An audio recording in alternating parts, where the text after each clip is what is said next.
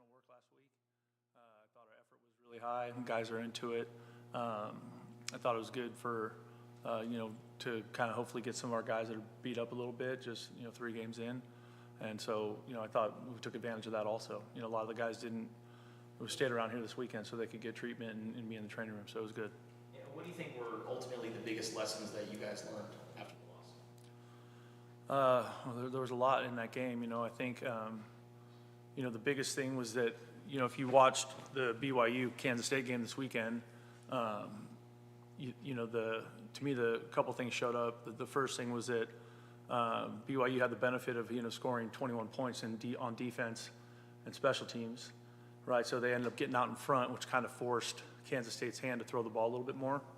And so that kind of eliminated some of the legs of the quarterback. But I think as we looked at it, we had some containment issues in that game against Kansas State. It's something we've been working really hard on. The special teams, the big punt return, was poorly executed, and that's been a huge point of emphasis for us. Let's see, what else are we talking about? We're just always driving like effort and red line, and like how much can we elevate that in the practice environment so that we make sure that we get what we need on Saturdays, in terms of how hard we play. Jason and then Dave. Did you feel after the K-State game and then through the bye week that there's a change in approach or tone from the players or the coaches? Not necessarily. I think, whenever you win a game or lose a game, like it's always about the next one. And so, we don't want to be a team that's always riding the roller coaster of emotion. We need to be able to do the work, dive into our process week in and week out that gives us a chance to play good football on the weekend. David and Brian. Brent, 7 tight end catches so far this season. How have you evaluated that, and maybe what's the plan to try to get your tight ends, and particularly Kean, more involved in the offense? Yeah, absolutely. We want Kean and Sam and all those guys to be more involved, and I think that's one of those deals where every game is a different game, and depending on how you're playing or who you're playing, sometimes those opportunities present themselves more than others. But in our previous life, we've always been a heavy tight end pass game football team, and so we definitely want to get those guys more involved. Do you think there are opportunities there that Noah is not seeing right now? I think there's opportunities there that, maybe it's a combination of whether guys are covered or they have good coverage for it, or we're not winning against the person we're playing against, or Noah's going somewhere else in his progression because the guy's not open on time or it wasn't there. So I think there's a lot of, we've been obviously diving hard into our pass game and our scheme in the last 10 days, and I'm excited to see what it looks like as we keep going throughout the week. Did you use this bye week in any way to maybe reevaluate the starting positions or rotations where you might see some different people in different spots? I don't know that's, you're always evaluating that, right? Like game in and game out. So, I wouldn't say that's like particular to the bye weekend. Every week you're looking at that, like, are we getting enough out of this guy at this spot or this guy out of this spot? So there's always a balance to that. But, I think there are some guys that can help us in a more significant way, whether that's in offense or defense or the kicking game. And so there's going to be more people playing. Justin? When you watch Utah, what are some things that they excel at? BYU is just obviously an extremely well-coached team. They've been winning lots of games every year for a very, very long time. They're 20 years into their program build, right? Like they know exactly what they're recruiting to, exactly what works there. They're always one of the most physical football teams you play every year. The high level of execution, always really, really impressive football team. Every time I've ever played them or coached against them, I've always had incredible amount of respect for Coach Whittingham and that staff. They do an awesome job. So what do you make of their quarterback situation? It is what it is. I'm assuming the other guy's going to be back for us, but if he's not, it looked like, Wilson played pretty good. So they just went on the road and beat a top 20 team. So even without Cam, they're obviously playing good football. Ryan?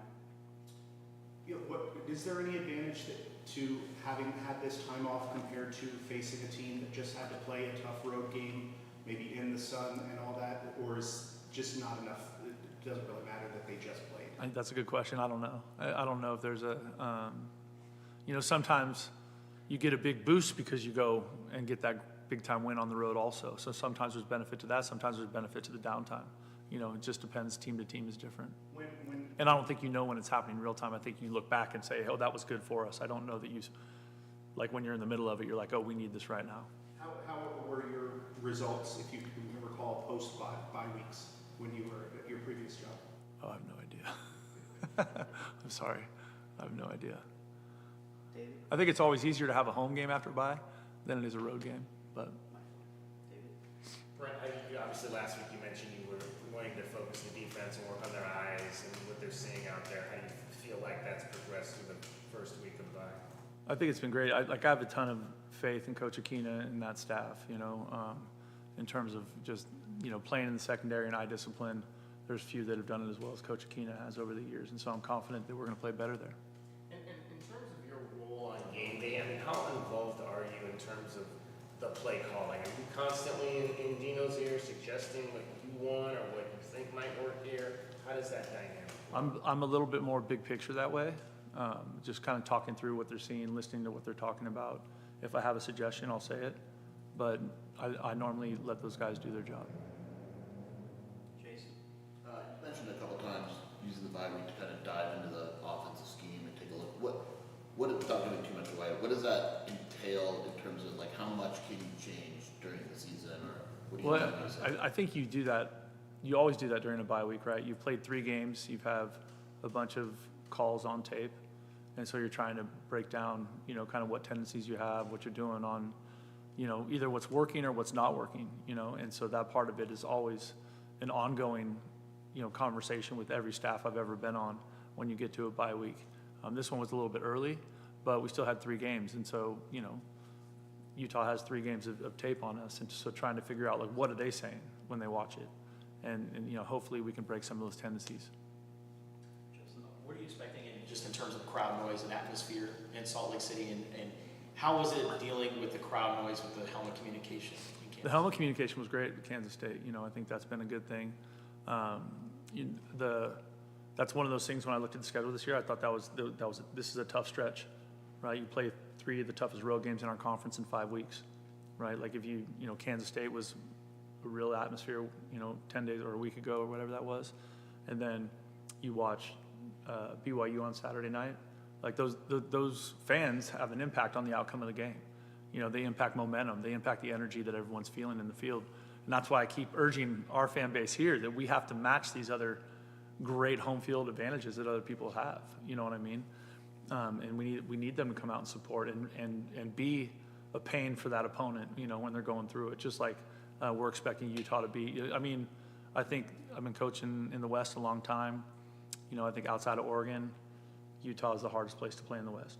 And I would say Oregon, Utah, Washington, BYU, Oregon State, something like that. Those are the ones that are always the most challenging in terms of just crowd involvement and engagement and the level of noise you have to deal with. And what do you think has been the biggest improvement in Chase Kennedy's game? I think he's just getting more comfortable in the scheme. Some of that stuff is hard to, he's healthy, and I think some of that stuff is hard when you're practicing it to really see for the player to feel what it's actually going to feel like in game, But now that we've played a couple games, you can see him, starting to play with more confidence and play faster. All right, that's our time. Thanks, guys. Thank you.